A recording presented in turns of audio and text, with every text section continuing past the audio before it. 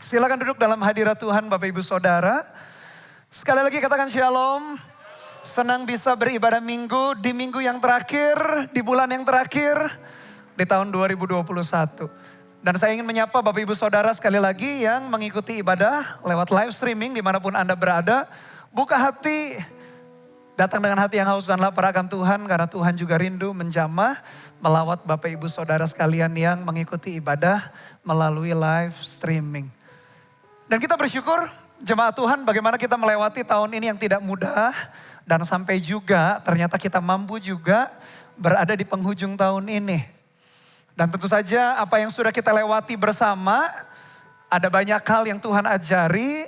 Dan saya berharap sebentar kita memasuki tahun yang baru, the year of dreams and visions bagi gereja kita. Dan saya berdoa setiap kita betul-betul dengan hati yang menyala-nyala, dengan hati yang menanti-nantikan, merindukan apa yang Tuhan mau kerjakan di dalam perjalanan hidup kita.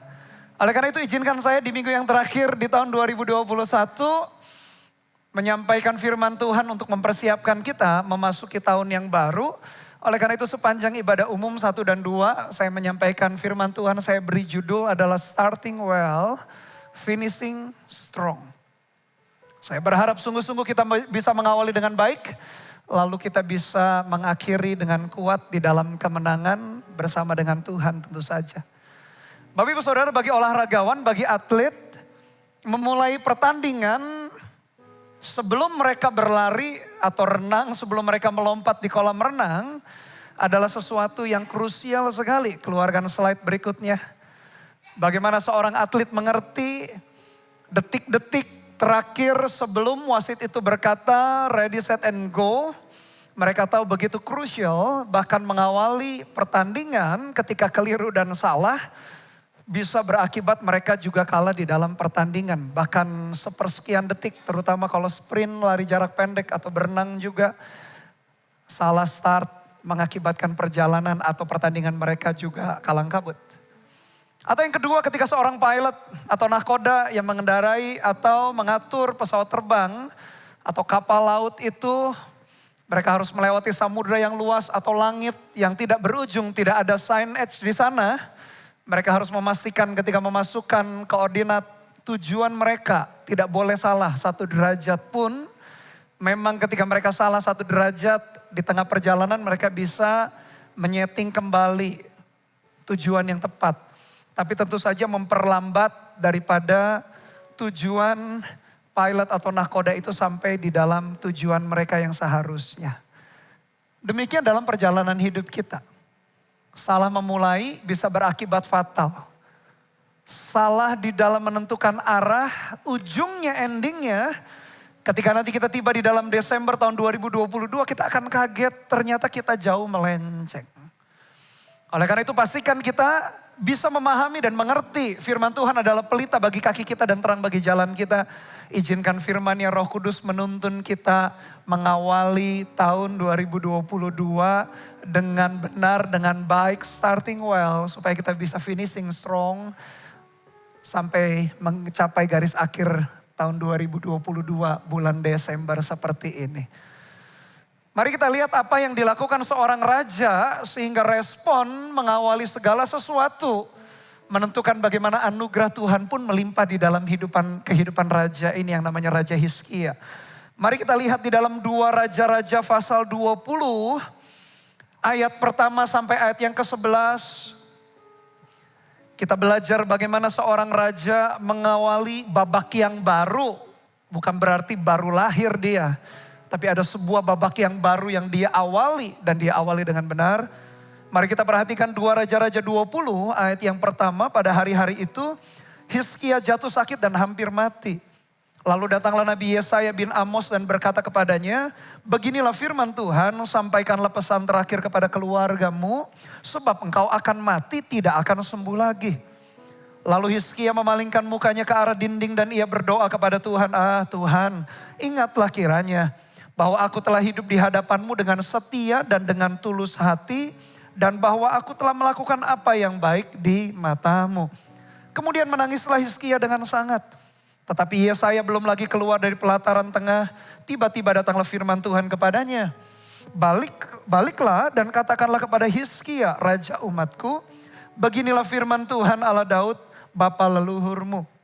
Telah kudengar doamu dan telah kulihat air matamu, sesungguhnya aku akan menyembuhkan engkau. Pada hari yang ketiga engkau akan pergi ke rumah Tuhan. Aku akan memperpanjang hidupmu 15 tahun lagi. Dan aku akan melepaskan engkau dan kota ini dari tangan Raja Asyur. Aku akan memagari kota ini oleh karena aku dan oleh karena Daud hambaku. Kemudian berkatalah Yesaya, ambillah sebuah kue ara. Lalu orang mengambilnya dan ditaruh pada bara, maka sembuhlah ia. Sebelum itu Hizkia telah berkata kepada Yesaya, apakah yang akan menjadi tanda bahwa Tuhan akan menyembuhkan aku dan bahwa aku akan pergi ke rumah Tuhan pada hari yang ketiga? Yesaya menjawab, inilah yang akan menjadi tanda bagimu dari Tuhan, bahwa Tuhan akan melakukan apa yang telah dijanjikannya. Akan majukah bayang-bayang itu 10 tapak atau akan mundur 10 tapak?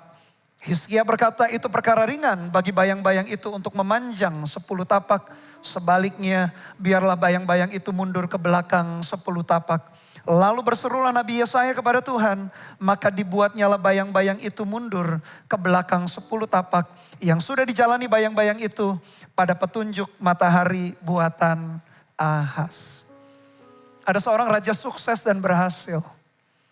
Ini raja hebat ini. Namanya Raja Hizkia. Dia akhirnya di dalam ayat yang pertama dikatakan pada hari-hari itu Hizkia jatuh sakit dan hampir mati. Seorang raja kaya, raja hebat, raja sukses.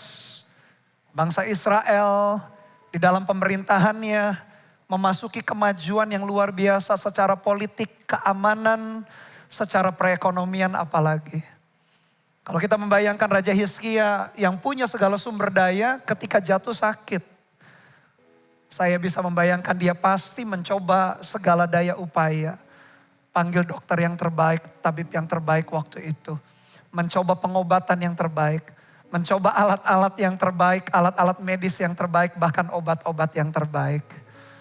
Tetapi usaha manusia, usaha yang dikerjakannya tetap ada limit, tetap ada batasnya. Dalam perjalanan hidup kita juga sama. Apa bedanya sih kita menjadi orang kaya atau orang miskin di dalam area kesehatan? Mungkin bedanya yang kaya bisa memperpanjang sedikit waktunya karena bisa dia ditreatment dengan pengobatan atau teknologi yang lebih canggih. Mungkin orang yang miskin lebih singkat waktunya karena gak bisa mendapat pengobatan dibandingkan orang yang kaya. Tetapi orang kaya maupun orang miskin sama-sama sampai satu batas, sampai satu limit tetap tidak bisa menembus yang namanya kematian. Orang kaya dengan orang miskin, kita menyadari kalau hari ini dipercayakan Tuhan banyak secara harta, bersyukur untuk itu, kelola dengan baik, selesaikan rencana dan kehendak Tuhan. Yang merasa masih pas-pasan, bersyukur juga. Kita percaya dan yakin bahwa Tuhan itu tidak pernah meninggalkan kita. Matius pasal yang ke-6 dikatakan jangan khawatir seperti bangsa-bangsa yang tidak mengenal Tuhan. Karena Bapa kita yang di sorga tahu kita membutuhkan apa yang kita makan, minum dan pakai. Dan Bapa kita itu tahu, mengerti kebutuhan kita. Hizkia raja hebat ini jatuh sakit dan hampir mati. Kalau ayat pertama kita perhatikan kembali. Lalu datanglah Nabi Yesaya bin Amos dan berkata kepadanya, beginilah firman Tuhan. Sampaikanlah pesan terakhir kepada keluargamu sebab engkau akan mati dan tidak akan sembuh lagi. Nabi Yesaya menyampaikan firman bahwa Hizkia itu adalah saat-saat terakhirnya. Kalau kita di dalam perjalanan bisnis atau pekerjaan, ada ahli, ada konsultan yang berkata mungkin pekerjaan bisnis kita atau teman kita melihat karir kita berkata, sudahlah agak sulit memang di dalam kondisi yang seperti ini. Atau kita bergumul soal kesehatan juga, kita divonis demikian. Bahwa hidup kita gak lama. Para ahli yang ada di sekeliling kita memberitahukan fakta apa yang akan kita alami di hari-hari mendatang. Bukan berarti kita abai terhadap apa yang diucapkan oleh para ahli, ahli ekonom, ahli kesehatan, atau ahli apapun di sekitar kita. Itu menjadi informasi yang membuat kita mengerti realita kehidupan. Tapi saya menyadari, saya mempercayai dan kita harus yakin bersama manusia para ahli boleh membuat vonis tertentu. Tetapi hidup dan mati kita di tangan Tuhan. Yang percaya katakan amin. Bukan berarti kita anggap rendah, mengabaikan para ahli itu. Di sekeliling kita perlu orang-orang mahir. Bahkan kita bersyukur di gereja pun, di gereja Mawar Sharon. Saya dikelilingi oleh orang-orang yang ahli, orang-orang yang terampil, oleh orang-orang yang mahir di dalam bidangnya masing-masing. Dan kita membutuhkan mereka. Tapi kita meyakini bahwa hidup dan mati kita tetap ada di dalam tangan Tuhan. Kalau kita membayangkan kita jadi Hizkia, lalu saya datang ke rumah Anda Bapak Ibu Saudara, biasanya kan kalau ada orang sakit kita yakin pokoknya kita bawa iman kita minta kesembuhan. Saya belajar demikian juga. Tapi andai kata saya datang ke rumah Bapak Ibu Saudara lalu berkata, ini hari terakhirmu, sampaikan kepada keluargamu, karena besok engkau meninggal dunia. Apakah Bapak Ibu Saudara mengaminkan itu? Atau benci sama gembala Anda? Oh, Pastor Bernard ini keterlaluan. Harusnya kan berdoa memberikan kata-kata pengharapan, kata-kata yang menguatkan. Kalau kita jadi Hizkia, lalu firman Tuhan berkata demikian, apa respon kita? Bahkan Bapak Ibu Saudara, Yesaya pun tidak berdoa untuk kesembuhan Hizkia. Nanti kita perhatikan Hizkia mengawali babak baru di dalam hidupnya, starting well itu ketika dia berdoa. Bahkan bukan hamba Tuhan yang berdoa, bukan berarti salah minta pendeta, minta pemimpin CG kita, hamba Tuhan untuk mendoakan kita, bukan berarti itu salah. Justru ketika ada beban di dalam hidup kita, minta seseorang untuk bantu mendoakan kita. Karena Tuhan mendesain kita tidak bergerak sendirian. Tuhan memberikan keluarga rohani dalam gereja. Inilah satu dengan yang lain menjadi keluarga rohani. Kita dukung bersama-sama, kita merasa susah bersama-sama, merasa senang bersama-sama. Ada orang yang mendoakan kita, kita bersyukur untuk itu. Tapi di dalam perjalanan hidup kita, kita perlu menyadari bahkan bukan doanya hamba Tuhan pendeta yang membawa kita bisa mengawali sesuatu perjalanan yang baik. Tetapi masing-masing hubungan kita dengan Tuhan lah, doa kita lah dengan Tuhan secara pribadi. Yang membawa terobosan itu di dalam hidup kita. Kalau kita jadi Hizkia, apa yang kita lakukan Bapak Ibu Saudara? Menyalahkan Tuhan, bersungut-sungut, protes, meninggalkan Tuhan, menjauh daripada Tuhan. Ingat kita mau mulai tahun yang baru. Tahun ini saya tahu tidak mudah. Bagi semua kita tidak mudah. Tapi respon kita, kalau kita mengawali pertandingan itu dengan salah, seperti atlet sprint itu, pelari jarak pendek itu ketika berlari salah saja, dia bisa didiskualifikasi. Ketika seorang perenang sudah berdiri di ujung tepi kolam renang itu, lalu dia duluan melompat salah, terlambat melompat juga salah. Seperti nahkoda atau pilot itu di dalam alat-alat navigasinya memasukkan sudut yang benar sampai di tempat tujuan. Salah bersikap, salah bertindak, parahlah atau bahayalah, melencenglah perjalanan daripada pilot atau nahkoda itu. Apalagi hidup kita Bapak Ibu Saudara. Ketika kita menjadi Hizkia atau mengalami kondisi seperti Hizkia. Apakah respon kita? Hizkia berada di penghujung. Mungkin bukan tahun yang baru, bukan tahun yang lama, atau memasuki tahun yang baru. Tapi dia berada di penghujung babak hidup yang lama. Dan Tuhan mau dia bawa dia di dalam babak yang baru, di dalam kehidupan. Bagaimana respon kita? Bagaimana respon Bapak Ibu Saudara? Bagaimana respon saya ya? Kalau divonis demikian, putus asa, menyerah, bersungut-sungut, menyalahkan Tuhan. Kalau itu respon yang kita lakukan, kita gak bisa masuk the year of dreams and visions. Tahun mimpi dan visi dan penglihatan itu. Tapi saya berdoa setiap kita akan memasuki tahun yang baru dengan sikap yang benar. Sehingga kita tetap berjalan di dalam anugerah dan kebaikan Tuhan. Kita tetap akan finishing strong karena kita starting well. Awal kita menentukan. Ketika Hizkia salah mengawali, sudah keliru pasti di ujungnya. Lalu kita perhatikan apa yang menjadi respon Hizkia.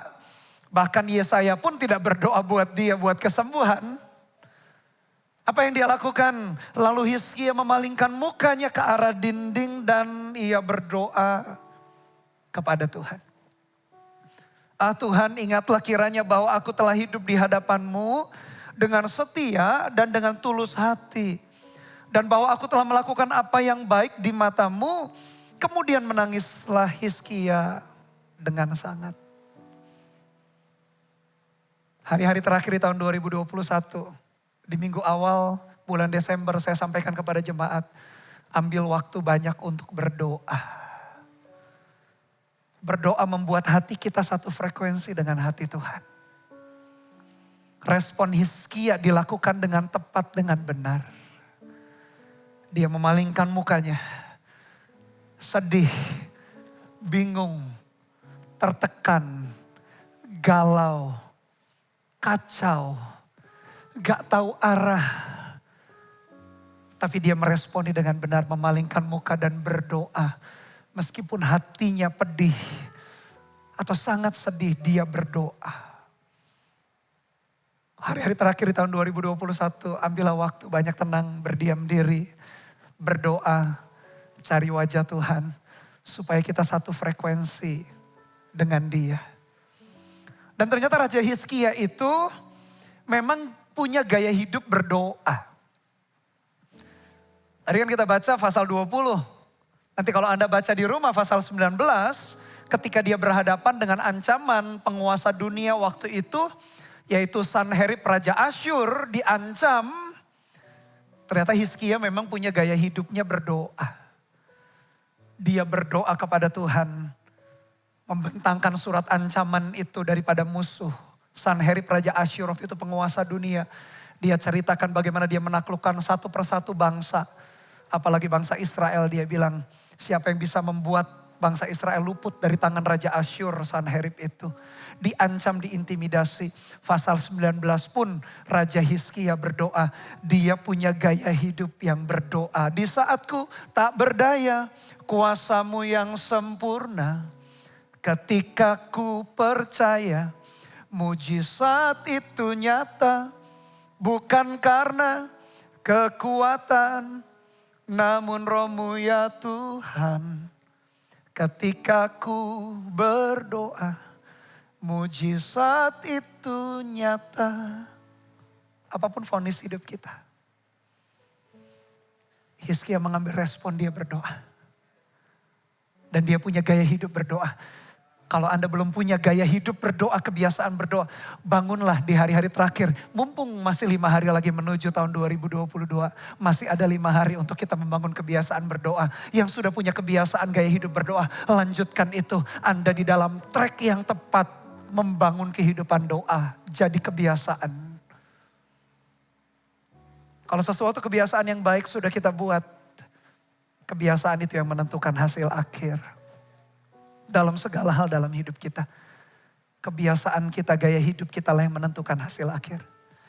Kalau gak punya gaya hidup berdoa, latih Bapak Ibu Saudara. Yang jarang berdoa, pasti awal-awal daging berontak. Sama seperti ketika kita membiasakan diri bangun pagi, masih pakai alarm. Kadang masih kebablasan.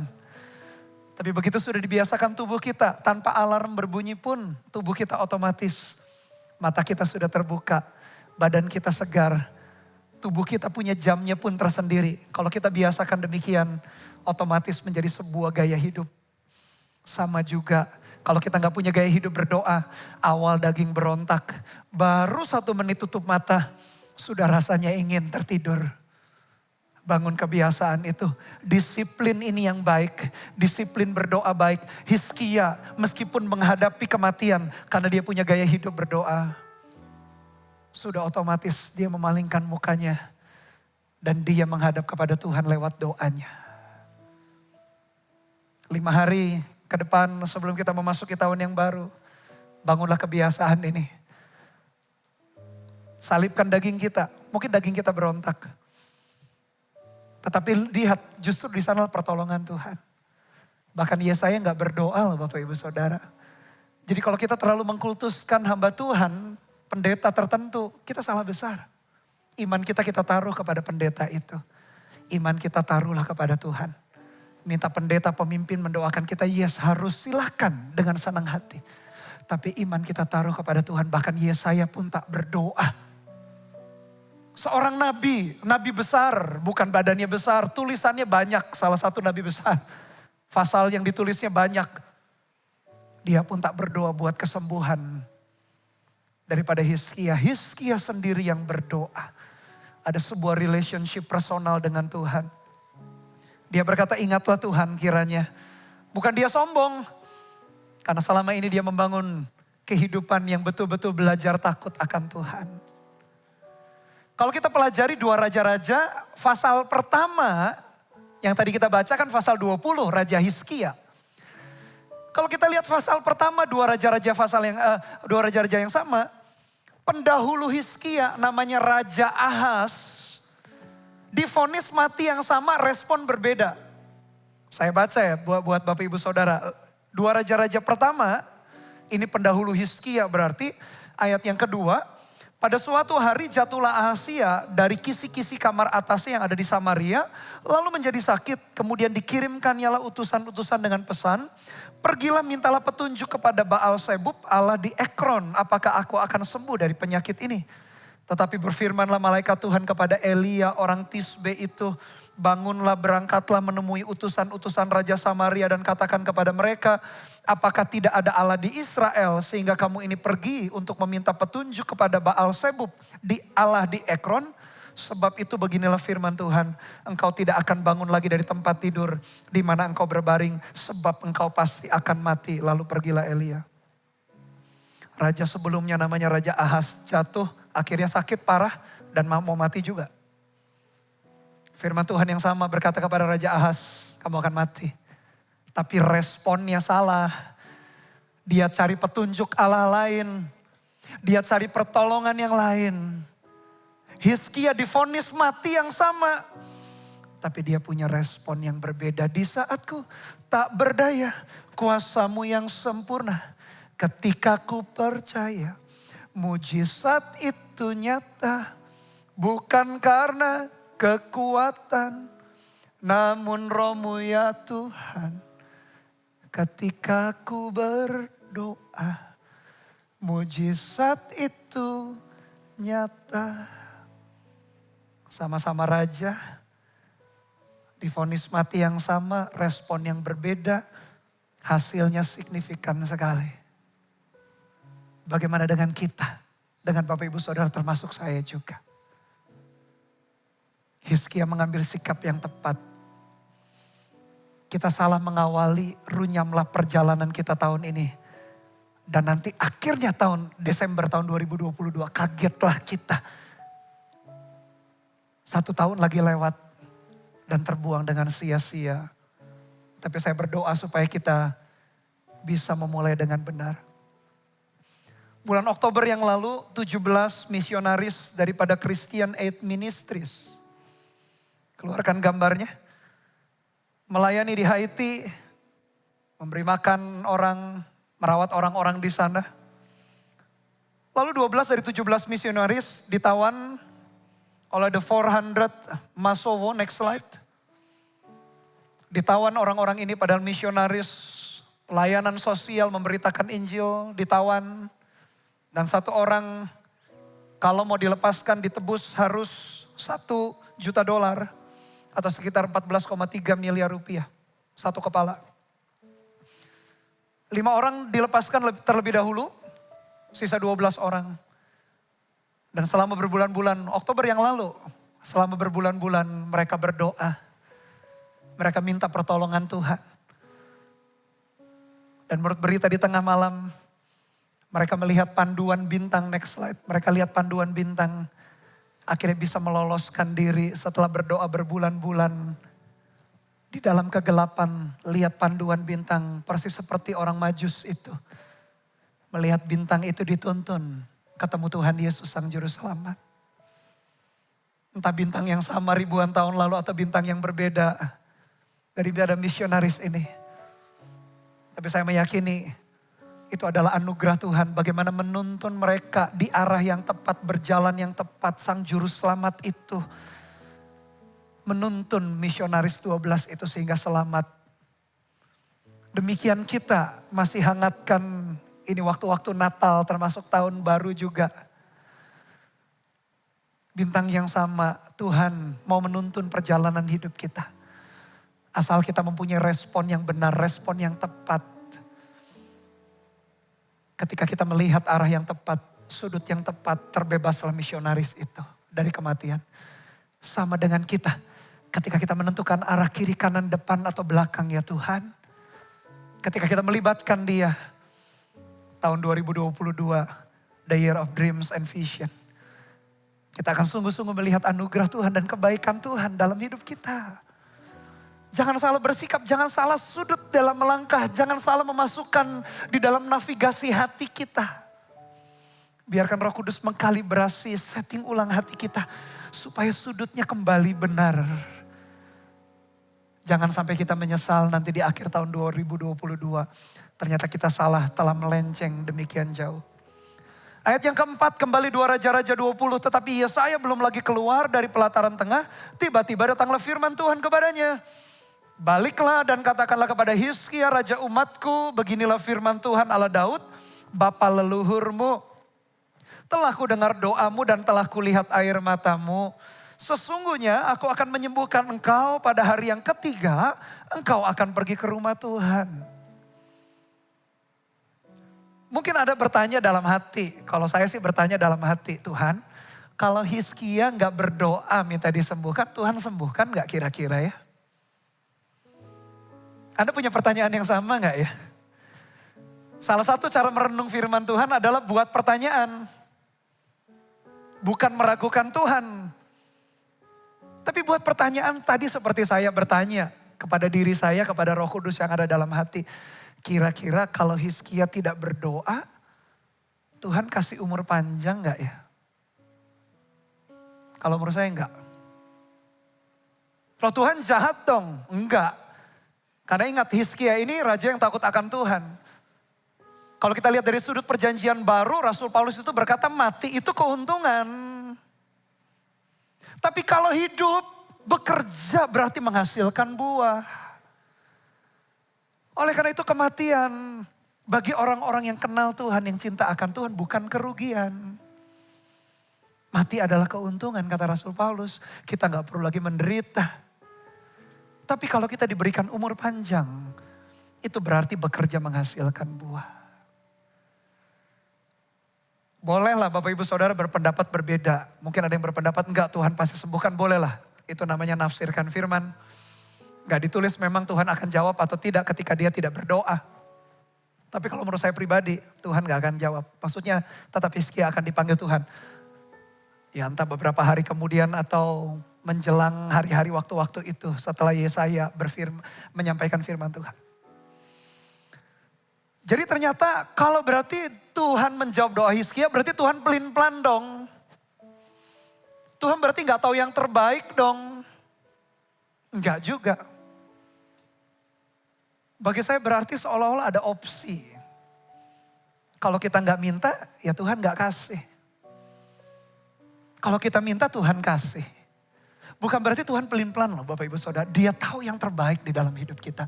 Mau Hizkia mati saat itu juga. Atau 15 tahun kemudian memang Hizkia jatuh dalam kesombongan. Nah ini bahaya nih. Dikasih umur panjang, makin sukses, dia sombong. Kita berpikir harusnya mati saat itu juga ya. Gak usah dikasih umur panjang 15 tahun. Karena Hizkia jatuh dalam kesombongan. Tapi akhirnya dia bertobat juga. Tapi ternyata kalau dia gak minta, Tuhan gak jawab. Tuhan gak kasih umur panjang. Jadi Bapak Ibu Saudara saya teringat Yesus mengajar demikian. Lukas 11 ayat 9 sampai 10. Oleh karena itu aku berkata kepadamu, mintalah maka akan diberikan kepadamu. Carilah maka kamu akan mendapat, ketoklah maka pintu akan dibukakan bagimu. Lukas 11 lalu ayat 10. Karena setiap orang yang meminta menerima, dan setiap orang yang mencari mendapat, dan setiap orang yang mengetok baginya pintu dibukakan. Jadi boleh gak minta sama Tuhan? Yes, boleh. Bahkan Yesus berkata demikian, ditulis dalam kitab Yohanes. Sampai hari ini engkau belum dapat apapun karena engkau tidak memintanya. Mintalah supaya penuhlah sukacitamu. Dan ketika kamu minta di dalam namaku, percayalah engkau sudah menerimanya. Itulah sebabnya kita perlu berdoa, Bapak Ibu Saudara. Akhiri tahun ini dengan benar. Awali tahun depan pun dengan benar. Jalani pun dengan benar. Selesaikan pun dengan benar. Boleh berdoa. Engkau gak berdoa, Tuhan gak jawab juga. Tapi kalau engkau berdoa, yang pasti bukan untuk memuaskan hawa nafsu, yang pasti bukan untuk berbuat dosa, yang pasti bukan untuk menghancurkan orang lain, yang pasti tidak bertentangan dengan Alkitab firman Tuhan yang tertulis, yang pasti bukan untuk sesuatu yang dosa. Minta. Apa yang kita perlukan? Apa mimpi yang Tuhan kasih? Tahun depan tahun mimpi, visi. The year of dreams and visions. Apa mimpi kita buat anak-anak kita? Saya dan istri berdoa bagi anak-anak kita, pendidikan di sini ya Tuhan. Kami berdoa untuk ini, untuk itu, untuk pelayanan pun. Minta. Mungkin kita gak bisa memisahkan dengan detail, dengan jeli, dengan tepat, exact 100%. Ini kehendak Tuhan atau bukan ya. Tapi kalau kita tahu itu tidak bertentangan dengan firman Tuhan, mintalah kepada Dia. Mungkin saja kalau kita gak minta, Tuhan gak kasih. Atau berarti kalau begitu kita pun tertuduh, aduh aku harus ingat semua hal supaya Tuhan kasih. Enggak juga sih. Bagi Dia yang dapat melakukan jauh lebih banyak daripada yang kita dapat doakan dan pikirkan kok. Ada hal-hal yang kita luput dalam berdoa, miliki rasa aman dengan Dia. Ada hal yang gak kita minta pun, Tuhan kasih kok. Tapi Tuhan mengajari kita untuk kita berdoa, untuk kita meminta sesuatu. Mengawali dengan benar. Ayat yang ke-6. Aku akan memperpanjang hidupmu 15 tahun lagi. Dikasih berkat yang pertama, Tuhan melakukan jauh lebih daripada yang dia pikirkan dan doakan. Dikasih usia atau umur 15 tahun. Yang kedua, aku akan melepaskan engkau. Dan kota ini dari tangan Asyur. Dibebaskan daripada musuh-musuhnya. Dan aku akan memagari kota ini oleh karena aku dan oleh karena Daud hambaku. Ada keamanan daripada Tuhan. Bagi Dia yang dapat melakukan jauh lebih banyak daripada yang dapat kita doakan dan pikirkan. Lakukan dengan cara yang tepat. Awali tahun ini dengan benar. 3 aplikasi. Yang pertama, senantiasa berharaplah kepada Tuhan. Jangan berharap kepada kuasa yang lain. Yang kedua, sampaikan keinginan kita melalui doa. Yang terakhir, Hizkia ditempel oleh kue ara. Kue ara sesuatu yang biasa. Jangan anggap remeh sesuatu yang sederhana yang Tuhan izinkan terjadi dalam hidup kita. Meskipun Hizkia minta tanda yang supranatural yang hebat. Tuhan pakai cara yang sederhana. Ditempel saja kue ara, kue yang biasa. Tuhan kalau melakukan kesembuhan mujizat gak perlu pakai cara rumit, spektakuler. Cara yang simpel dan sederhana, hargai itu. Awali dengan benar, nanti kita berjumpa lagi. Ya minggu-minggu ini terus setiap bulan juga saya akan berjumpa dengan Anda. Tapi kita akan berjumpa nanti juga Desember tahun 2022. Dan kita bersyukur buat setiap perjalanan kasih karunia yang Tuhan izinkan terjadi dalam hidup kita. Olahragawan atlet tahu mengawali pertandingan harus tepat. Kalau tidak dia kalah. Seorang pilot, seorang nahkoda mengerti sudut yang salah sedikit berakibat fatal di arah tujuan. Demikian juga di dalam hidup kita. Amin. Mari kita tundukkan kepala kita berdoa.